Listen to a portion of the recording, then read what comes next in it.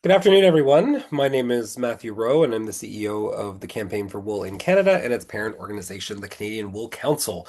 Thank you so much for joining us today for today's Spinning Yarn speaker series.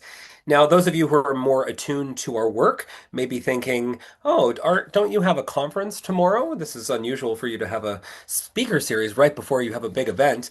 And that's just how committed we are to you, ladies and gentlemen, of giving you the content that you want. That yes, we do have our very first National Wool Conference at the Royal Winter Fair, Canadian Wool Conversations. It is sold out, and we are really excited for those discussions. But we also had this great speaking engagement lined up, so we wanted to give, especially those of you who aren't able to join us in Toronto tomorrow, an opportunity to hear from Vanessa and learn about some of her great work.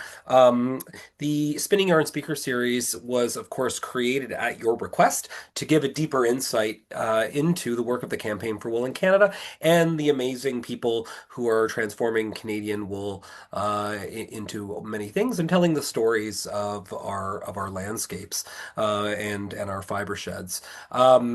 Those of you who joined a call or two before know that the Campaign for Wool was started 11 years ago on a windy pier in Pictou, Nova Scotia, with Their Majesties the King and Queen, and has continued ever since as with multiple purposes. One, to educate Canadian consumers on the wonders of wool in general, and then, of course, specifically to develop opportunities for Canadian wool and the Canadians who transform it. Today, we are very lucky to have us joining us today, Vanessa Randall. I got to meet Vanessa last week at our 10th anniversary Quebec celebration in Montreal, and so it was nice to be able to put a face to the name beforehand. Vanessa is an artist and a researcher, and her talk today is going to explore 2 centuries of sheep and wool history across maritime Canada and her home state of Maine. And of course, during these difficult times of relations between our two countries, it's good to know, that we can still find topics of communal interest. And Maine is basically New Brunswick, so we're going to, for the purposes of this call, say that you're an honorary Canadian. And so I hope I you don't agree. mind Yeah. that. Yeah, and you're also, feel free to share with your compatriots. We'd be delighted. Most of New England, we're happy to have join. Cascadia, California, will take you. I think I'm really looking forward to your talk because, of course, we do have a really interesting shared history. That border, for much of our history, has been pretty imaginary, with lots of movement back and forth, and particularly with early settlement. And so I'm really interested in hearing what you have to tell us about it and how it relates to the sheep and wool industry. So, without any further ado, I'd like to hand it over to Vanessa to tell us more about the history of sheep and wool on the Maritime Peninsula. Vanessa. Great, great. Yeah, I want to say first, thank you for inviting me to this talk. And I'm really happy to have the chance to talk about my research. It's been a while since I've given a presentation and I have a lot to share. So first of all, I just want to post a copy in the chat, a map that I've been working on. It's a digital map online, so if you're welcome to take a look. During the presentation, I'll be referring to it. Yeah, let's dive into this because I've got a lot to say here today about wool and over the last 200 years. There's a lot of material to work with. So yeah, this research project is a study of 2 woolen mills, one in Maine. As you know, that's where I'm from, and one in Quebec, where I've lived for the past 10 years. The thesis is forthcoming, so it's not complete yet, but I will be reading some excerpts from what I've started writing so far. And the working title of this thesis is Mapping and Remembering Places of Wool Industry, Closure and Continuity of Wool Work Throughout the Maritime Peninsula. It's an interdisciplinary research creation and an oral history project on the significance of place and in the sustainability of the local wool industry. It implicates an inquiry into the phenomenon of woolen mills facing closure, which draws data from two locales of industrial wool work and spatial explorations of the rise and fall of wool industry through mapping.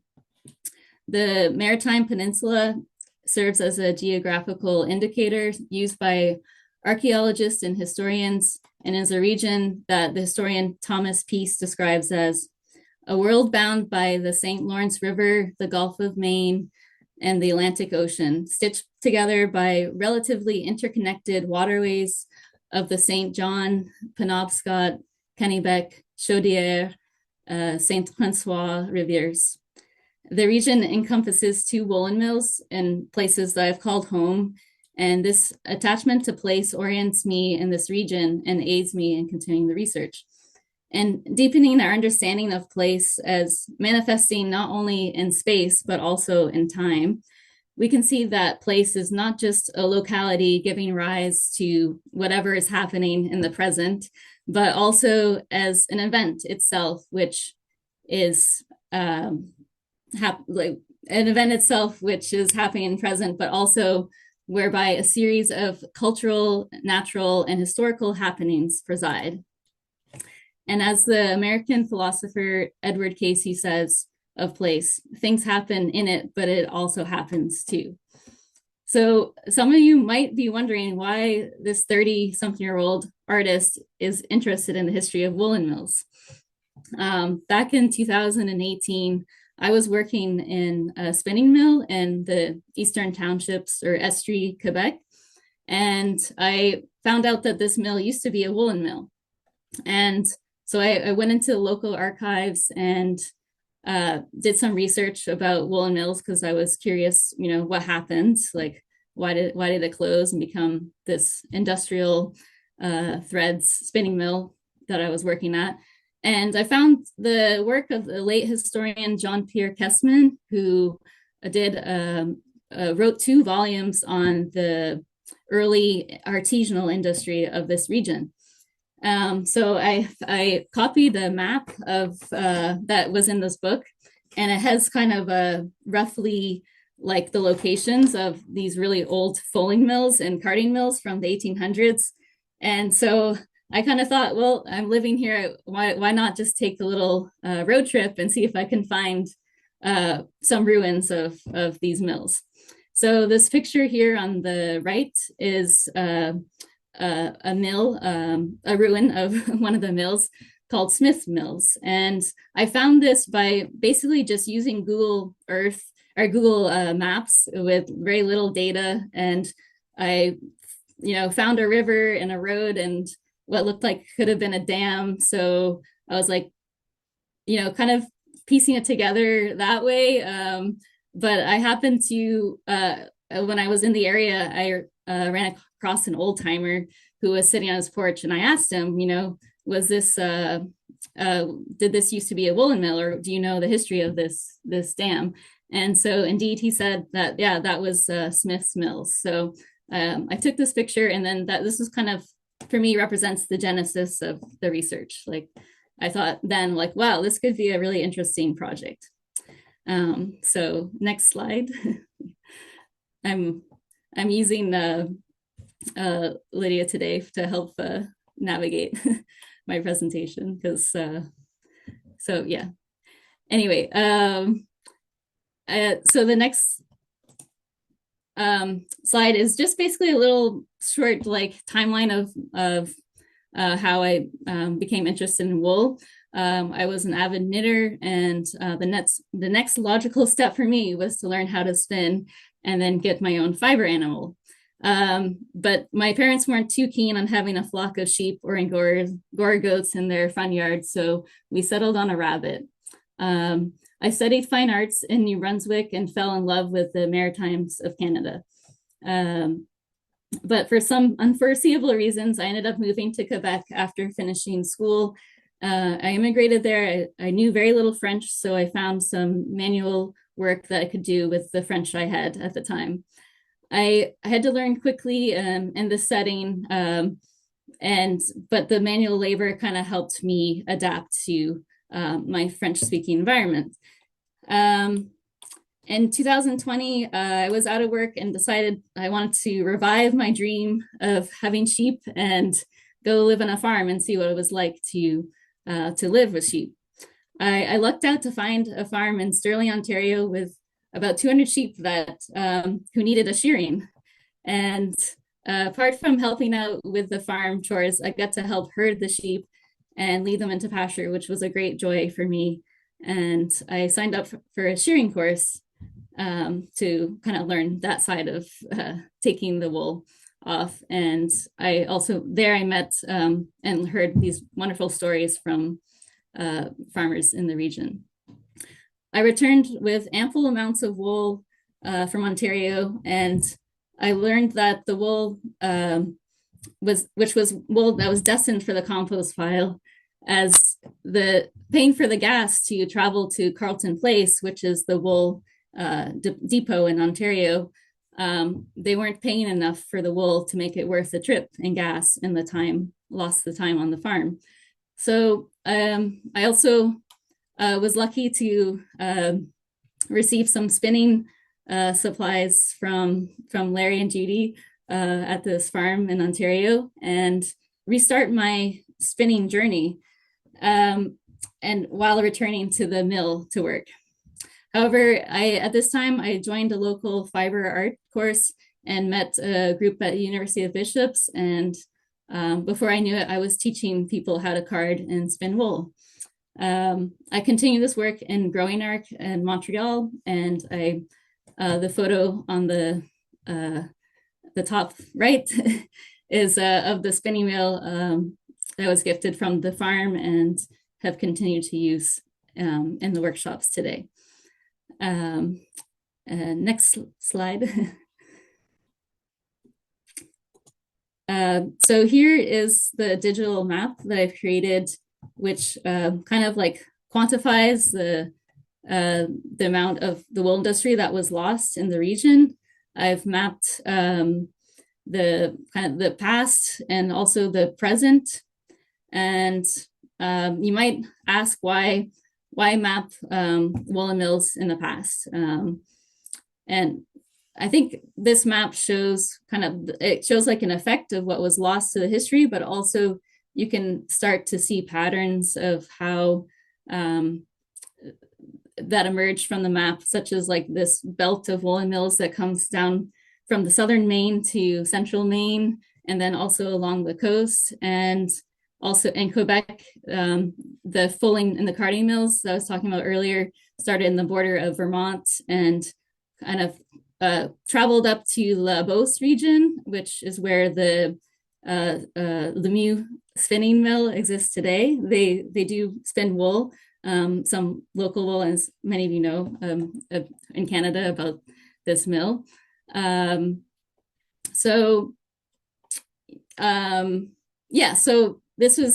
it's not complete. Like there's still many more mills that I could map, but it does kind of already give you a sense of what the industry was like in the past. Some gaps in this region so far are New Brunswick and PEI. Haven't been to any like archives.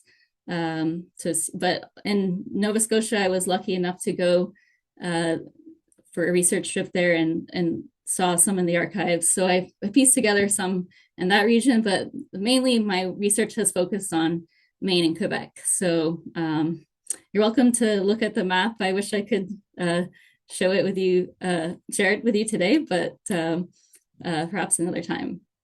The map is very easy to use and user friendly. It's also collaborative. So if people wanted to work with me on this map, it's possible. It's also using OpenStreetMaps, which is a community contributed map. And so there's like points of interest in the map as far as like, I've noticed there's some historical sites. And so it was like kind of the perfect map layer to use. And yeah, I'm very proud of this work so far. So okay, we can go to the next slide. And but there's many other ways to do mapping. So here are some alternative cartographies, I might say. The map on the left is from the Abbey Museum in Bar Harbor, Maine, and from their exhibition, The People of the First Light. What's interesting about a map is not only what it shows, but also what it chooses to leave out. And this map of the Wabanaki community, they left out the highways and the political boundaries that you normally see on a map. This highlights the significance of the waterways that head for the Wabanaki people in this region. It's also I think important to acknowledge that the Abenaki people were the indigenous people occupying the lands for thousands of years before the wool industry showed up in the region, and that the wool industry had a part to play in the colonization of the pollution of the waters and so forth, which altered their way of life. The map here on the right is a map that I've created, and it's also behind me today. It's a map that I created in a field school that my supervisor, Kathleen Vaughn, started in Iceland. It's at the Icelandic Textile Center. And so any artist can apply and go and do work there and use their wonderful textile machinery and textile lab. This map I created using a felt loom, which is basically a machine with a lot of needles that's kind of like it's kind of like a printer almost, like it kind of punches down and felts the map. You feed it in and it comes out the other end. You keep feeding it until you have like a rigid material. The map I chose to do was a place-based map inspired by the objective of the field school to make place-based artwork. And I chose to focus on the Icelandic sagas, where they before Christopher Columbus arrived in North America, the Vikings had a settlement in northwestern Newfoundland, and we've discovered this through some archaeological remains. And so I was really fascinated by like the mystery behind this voyage. We don't really know much else about it besides what's from the sagas and what was found in the middens. So this is kind of it's kind of like a story map about their voyage, starting in Sauðárkrókur, Iceland, and ending in Bar Harbor, Maine, where they supposedly there was a coin found, although it's quite controversial whether they were actually there. And moving on to the next slide. This is a map, another wool map I did. And this is inspired by the mills at Winooski Falls, a book of illustrated essays and oral histories, which has been very pivotal in my research. The map shows the immigration of different communities to Winooski for the wool industry, starting with the Yankee women who were kind of forced to leave the farm because their job of hand spinning at home became obsolete because of the mills.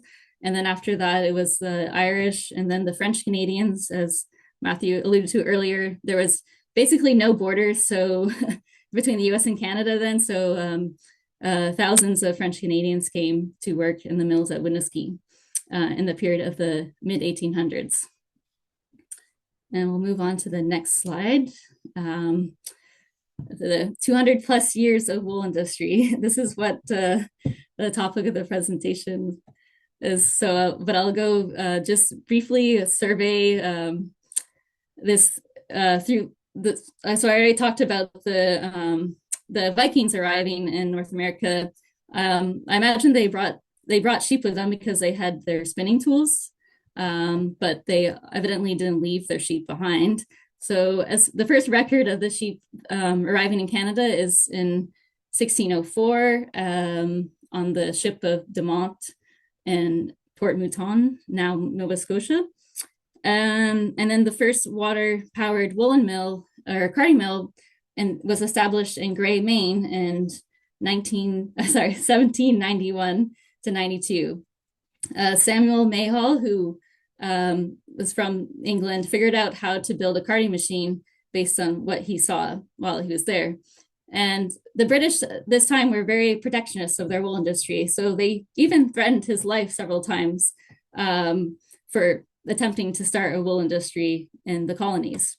There's a bit of a gap in my research here. I'm not sure exactly. I'd like to find out from others. I've been told I have to get in touch with Helen Knibb about how this protectionism affected the upper and lower Canada at the time and their wool industry. So I don't know whether people were able to start carding mills at this time or not. But I know that in 1825, the first woolen mill was constructed in Magog, Quebec. And as the historian Kessman says, this mill had from carding wool to finishing fabrics, including spinning and weaving. So it was the first kind of complete woolen factory that we know of in Quebec. And from roughly 1840 to 1890, there was a great influx of industrialization due to the technology improving with each decade, and also an increased wool supply of merinos. So which led to a kind of a new mode of production in the woolen mills. And there's this kind of tension in the 1800s that existed between the early fulling and carding mills and smaller wool factories to these larger brick woolen mills. And so I'll talk more about that in the next slide here. So this is kind of meant to be a visual of this transition. I was from the artisanal mode to the capitalist mode in the 1800s. So we have here a picture of the Schofield wool cards, which was one of the first wool card manufacturers, I believe, in Massachusetts. And so the Americans that settled this part of is now the Eastern Townships in Quebec, brought their machines up with them. And so this is one reason this area in Quebec has been and more industrialized a bit sooner. And I want to just show how so there were like the carding mills that started on these streams, often with grist mills and sawmills, and then there was very low capital, so they were, they weren't making a lot of money doing this, but it was a kind of symbiotic relation between the farmer, the sheep, the sheep, of course, and the artisan, and also the mill. So the farmer would give wool to the mill, and then they would in turn get back the carded wool to spin at the farm. And when they had the spinning machines, they would also get yarn, and then they could weave their own fabric. But how this changed in the mid to late 1800s with the capitalist production here. And that's represented by the Peyton Mill in Sherbrooke. I took all of these pictures. I really recommend going to Alverton in Quebec. It's a very beautiful old woolen mill, and it's now a museum. Same with Barrington, the woolen mill in Nova Scotia. And we'll keep moving on to the next slide, to the 1900s to early 2000s. So from my interviews, I learned that this carding machine was in the mill, we called an octier. So I just went on Google to to get a sense of what it looked like. By the time the mills closed, I learned from my interviewees that the mills were very high tech. They had very modern machinery. So they didn't close because, we weren't keeping up with the times. But also I found the architecture changed of the mills. We went from these large brick infrastructure, like buildings, like the old location of the Carleton Mill on the lower right, and to these more like facade brick with in the middle of the slide, there's this, like cheaper or less expensive way of building with new materials. So I just thought that was kind of interesting to show. So moving on to talk about my interviews. I interviewed two workers from the mill in Cookshire called Cookshire Tex, which closed in 2004. They used recycled wool or wool shoddy mainly mixed with poly. And they had some like pure wool contracts, but it was becoming more and more rare. They made they made fabrics for coats and upholstery. And I also interviewed two former workers from Carleton Woolen, which they also made fabrics for suits. And my first interviewee, Carl, told me that they made suiting mostly for men's suits, and it was mixed with 50-50 poly and wool. So I was very lucky to interview Carl Swanson first, because he is a historian in his own right and helped get the Historical Society in Winthrop, Maine going. So he had a lot of information to share with me when I arrived to the interview. He worked at the woolen mill for 25 years as a head electrician and a millwright. He saved, I also want to mention, he saved a VHS, or he helped digitize a few VHS videos which featured Carleton Woolen, and one of these videos has been put up on YouTube, and it is a video to kind of promote wool, and this was done in the 60s, and so it's narrated by Orson Welles. So I really recommend people check that out. It's called it's here in the slide, From Fiber to Fabric, Wool is a Natural. What I was found interesting about Carl's story is that he worked in two textile mills in the town, both of which closed. And when the first textile mill closed, it was vinyl fabrics that they were making for shoes. And then that's when he found work at Carleton's woolen mill. So he said, well, he found the job at a job fair, and he said, that's just 2 miles from my home. I'm going to take it. Being a head electrician, Carl told me that he was all over that mill, and that what made the work interesting for him was that he never knew what he was going to be doing from one moment to the next. He said, I'd be troubleshooting one moment and then installing the next, or I might be ordering parts and writing to Italy. I'm going to, just so I don't go over time, I'm going to have to cut some of what I want to share out. But I also want to say I interviewed my father for this project, because I learned after I started researching woolen mills that my dad, David Randall, had also worked in a woolen mill for a short period of time. He worked there in the mid-70s in the winter, and a couple of winters, to save up money to build his first house, which is where I grew up. And he says he was a miscellaneous worker. So he did a variety of jobs at the mill. He said that it was one of the better paying and bigger companies in the area. So he was lucky to find work in the winter. It was hard to find a job that he could save up money and to build his house. He also said that he was impressed that they had a full-time nurse on duty, and so even on the night shift, someone would come around and check in on people, and if you weren't feeling well, you could go to see them, to see her. So I guess next I wanted to relay what my interviewees told me about, what Carl told me about the closure. of the Carleton Woolen Mill, and also what I read in newspaper articles from the time.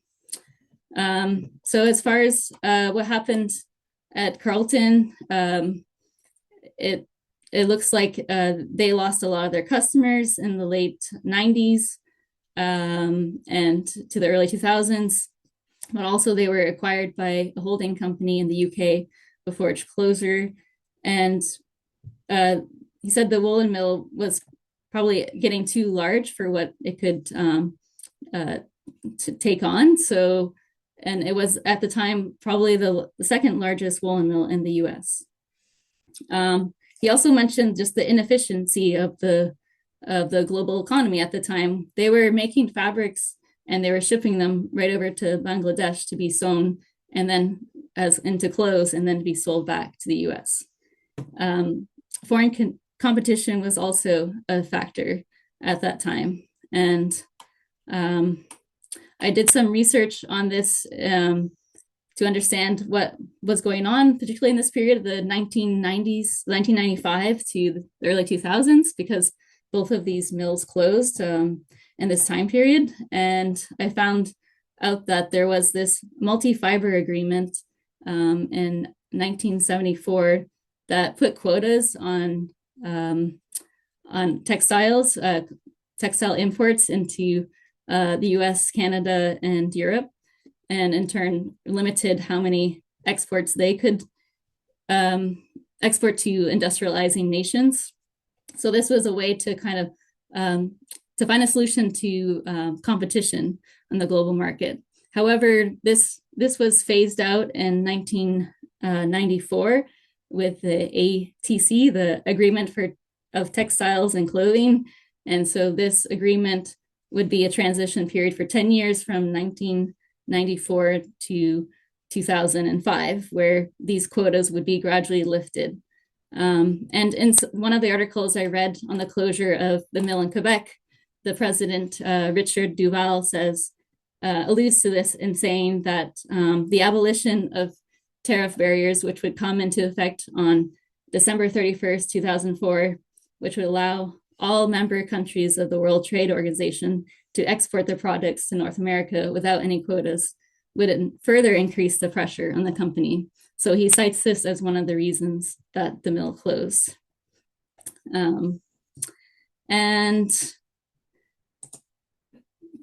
to just speak to the future of wool, I also suggest that you look at the digital map I created. I have in blue icons put up there what there are for woolen mills in the region today.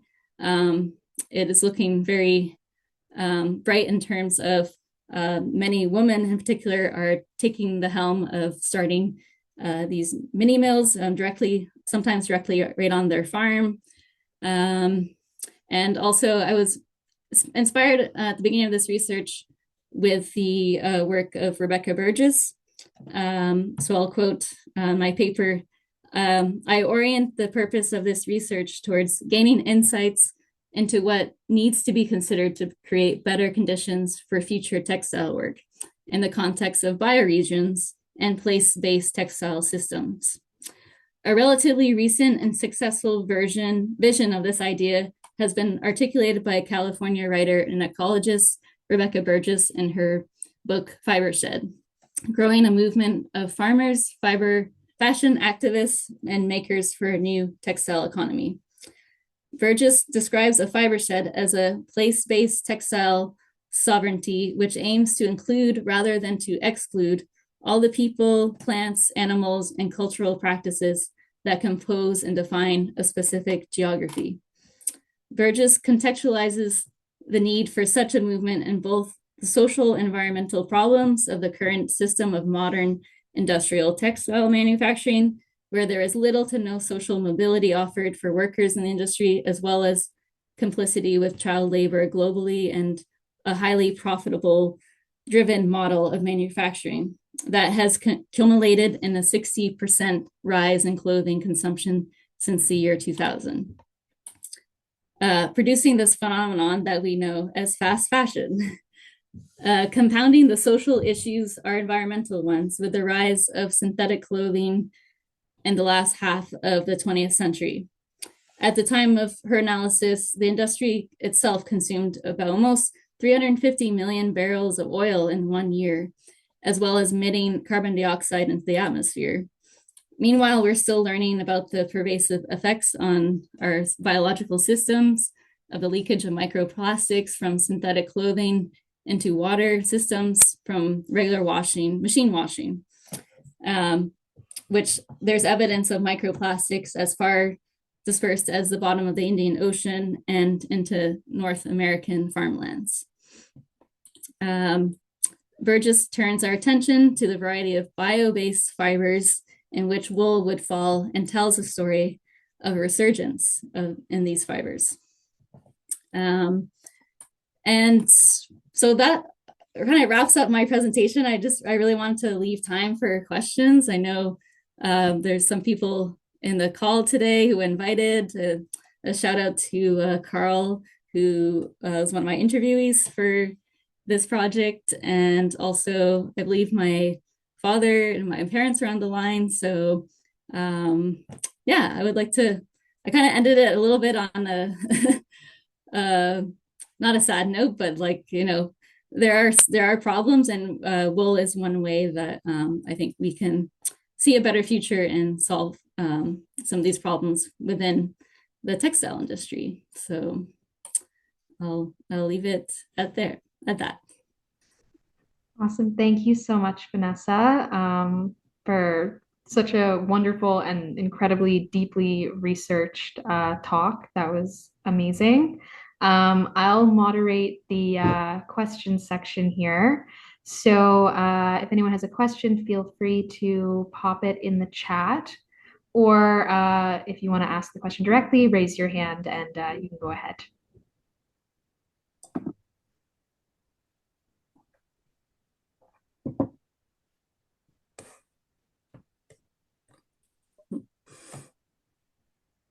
I think I might have overwhelmed people with. I'm going to start. I'm going to start with a shameless plug.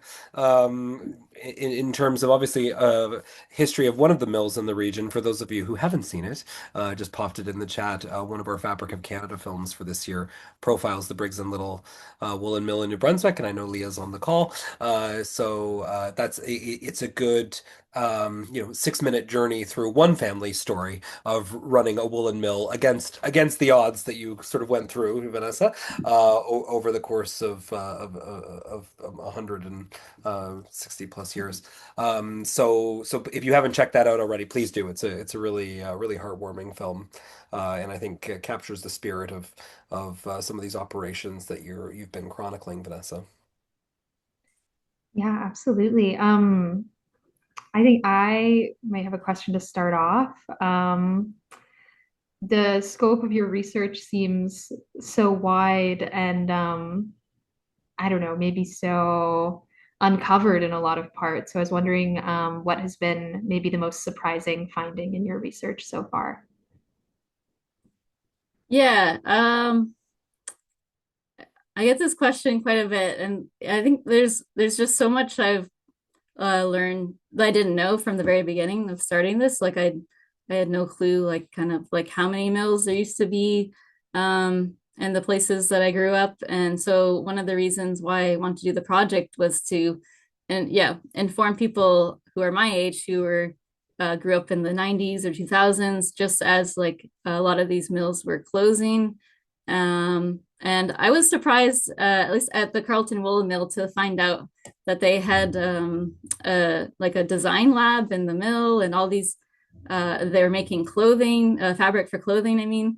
So I think my preconception of the wool industry in this area was that, you know, they were making blankets and upholstery fabrics, like more industrial purposes. They also made billiard cloth at Carleton Woolen, that they're one of the world's like largest producers of that fabric. And yeah, I think that was one of the surprising things, just like how integrated the design aspect was with the manufacturing. I thought that was really interesting. Yeah. Yeah, wonderful. Um, and I guess also like to sort of build on that, who is sort of the intended audience for your research, or maybe what do you hope to, uh, or what do you hope your findings will maybe achieve or catalyze? Yeah, the as I mentioned just earlier, I think it's for the research is to kind of show like what we've lost in terms of manufacturing. So I think really anyone could be interested in that, like yeah, the younger generation, but also um, people that are like really passionate about wool. So I'd say my research is probably mostly um, for people that are, designers, handcrafters who like to knit. And so I'm just kind of interested in like um, what happened and how and what kind of ways we could envision a future of wool industry. And I think this is something that I'll be considering more. And once I get into like the the more in depth with my research and the thesis. So I'll be excited to share that um, later on. Awesome. Well, I'm sure there's lots of us who can't wait to see the finished product. Jennifer Osborne in the chat asks, did your research uncover any patterns in the sheep breeds in different regions? um, it's the main the big pattern. Well, I don't know if it's pattern, but it was kind of in the 1800s. There was like a merino sheep craze, at least in New England. I'm not sure that was the case in Canada. In fact, I read an article by a Canadian written around the 1900s, early 1900s. And he was saying how Canada's climate was really like the UK was really suited to these long wools, which were great for the worsted manufacture. And in fact, a lot of Canadian wool was shipped down to the US to help supply their worsted industries. So his kind of gripe in the article was that we have all this great like wool for worsted wool manufacturing, but we don't really use it. We're yeah. So that was one thing I found in my research that I thought was interesting, that yeah, that Canada really its environment was really suited to that kind of manufacturing. So worsted like for knitting and I guess like light clothing and upholstery. It's a more stronger, like the woolen fiber is more of a light, airy process, and it's there's a whole different method to how the wool is carded. For woolen manufacture, whereas worsted it's combed. So yeah, I think there's a lot to like learn from history as far as just like how how the worsted woolen and woolen manufacturers were different and suited for different uses and different types of wool. So that answers a bit of your question there. Um, Yeah, that's great. Do we have any more questions? Feel free to pop them in the chat, or raise a hand. We love to hear your voices as well. Um, or comments, like if anyone has yeah. anything they'd like to share about the wool industry, like I'm all ears. Mhm. Doesn't have to be a question. Yeah, we have a few comments. Anne Catrin said, I just realized I had a couple skeins of yarn from the Cape Breton woolen mills in my stash that I got a few years ago. Um, Nicole Helen said, so if we had it before, we can bring it back. Do you have any thoughts on that? Would you like to see uh, a wool economy of that scale again in Eastern Canada and the States?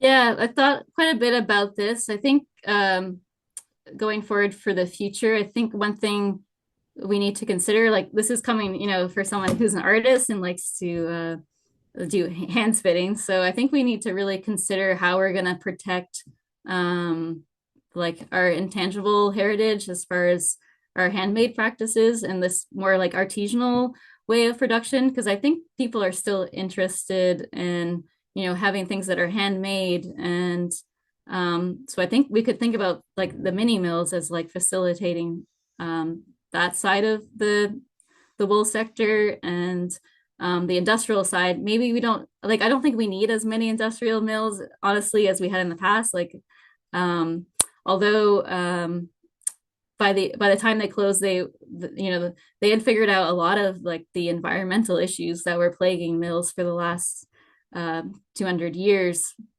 But still, having such like intensive manufacture, all across the region, I don't think is really necessary.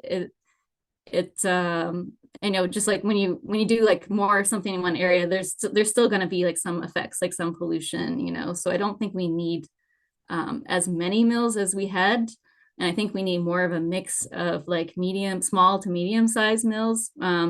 This is one of the parts of the research that I do like, that I did really enjoy learning. And I was a bit surprised was that in the 1800s, when the wool industry started with just these small little carding mills and fulling mills, that kind of like mode of wool production lasted pretty well into the late 1800s, even while there were these big, like more capitalist, like industrial mills popping up around the area at the time. So, and I think, I was, this is how I started the research. I was like, wow, I want to see like what remains there might be of this, carding mill from the 1800s. And yeah, so I think that was something that kind of really inspired me, was the history of this artisanal industry that we've really lost. So I think there's ways that we could bring that back and cater to, artists and artisans,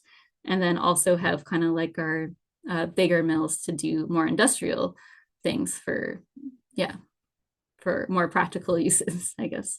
Yeah. Yeah. I think Jennifer Osborne has a follow-up question to that in the chat. Do you mean more regional systems suited to the fiber in the region?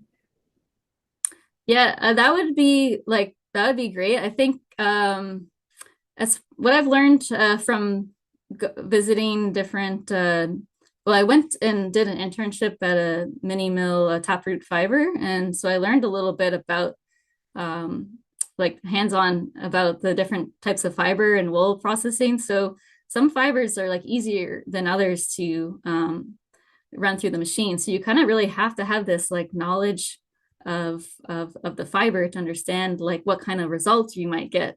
And so like certain wools are more suited to different types of yarns, like the Icelandic wool, for example, that I was working on, taproot fiber. They have a flock of Icelandic there. They could only do, that Lopi style yarn, so just the one ply, and it's a really like woolen yarn. Yeah, I'm wearing an Icelandic sweater today that I knit, not with their wool, but so Icelandic wool has like a certain quality and you can't do certain things with Icelandic wool that you can with other wools. So I think we really need to like re-educate ourselves like about the different types of wool. And one thing I think is great about people who are taking up hand spinning is that you can hand spin any type of wool, and you know there's so many different breeds. It's like you can discover and also support the continuation of these heritage breeds that would otherwise be lost to if we just stuck with industrial manufacturing. That would not be ideal, because we would just be working with merinos basically. So I think it is a testament, the history is a testament to people who have kept the hand spinning tradition alive, that we still have so many sheep breeds that there are today. And some, of course, have gone extinct,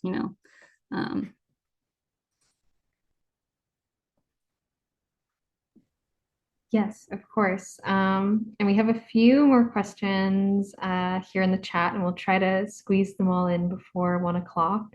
Nicole Helen asks, are your friends and peers in your age group talking about woolen clothing in the face of our current and developing environmental challenges?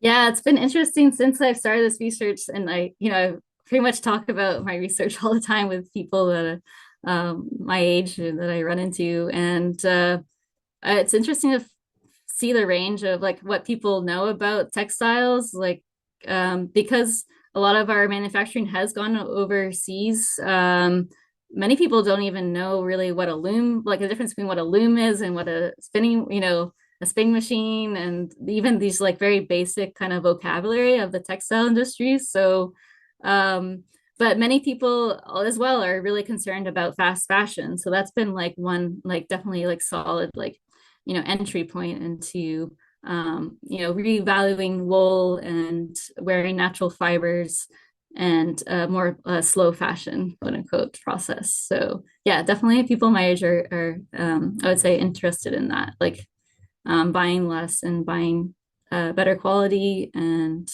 natural fibers. That's wonderful.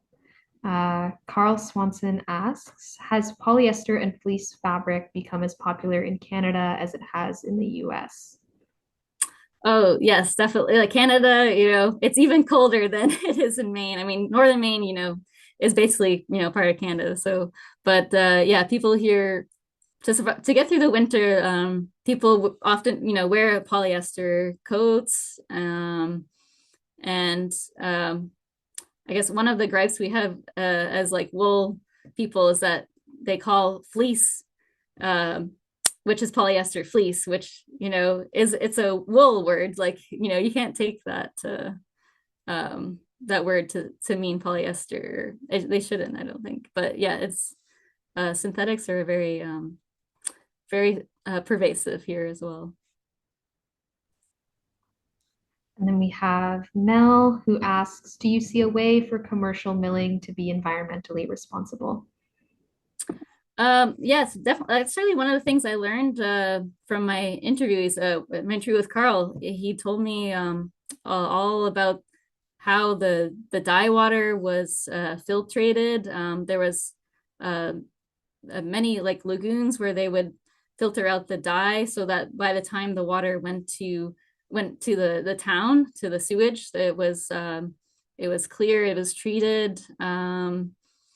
I guess, yeah, the other thing would just be like, how the electricity to run the mill was probably run by, in Maine it's not hydro like in Quebec, so it was run by coal, burning coal, or I'm not too sure. My brother actually, who's on the call, would know better than that. He's a engineer. But yeah, so I think there is, I mean, I think that's one of the shame of losing the industry is we had figured out so many things as far as like environmental controls. Like there's so much progress in that, and when the industry moves, to other countries, like they don't have the same environmental regulations, or they had to, like, they'll have to figure that out for themselves again. So yeah, I think we lost something there for sure at the end of this last century.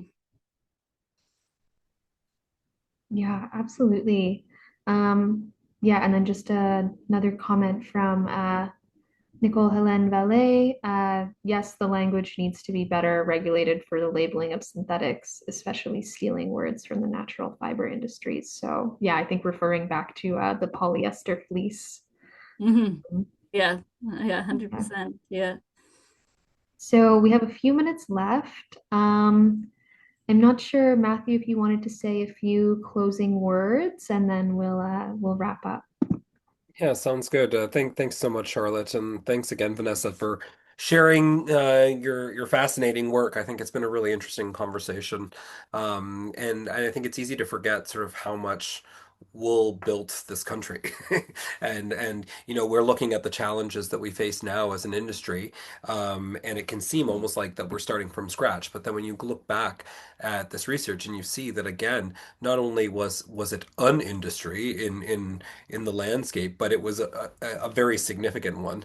And so the challenge, of course, and you alluded to a little bit, is what kind of the modern role of the industry is, and what are the functions and structures that are going to work best for Canada and for transforming our fiber and developing jobs and so forth. So, which is a good segue into some of these issues are actually on the agenda for tomorrow as part of our Canadian World Conversations conference here in Toronto. Again, as I mentioned, we are sold out, and unfortunately, we don't have streaming ability this time around. But we do hope to have that next time, and we will be able to. The plan is to have a spinning yarns that would look at some of the outcomes of that session tomorrow, and so kind of taking some of these themes that you've touched on in your presentation, Vanessa, and looking how we sort of practically implement that for the Canadian industry going forward. So please all do stay tuned for that. Just one. Obviously, we have quite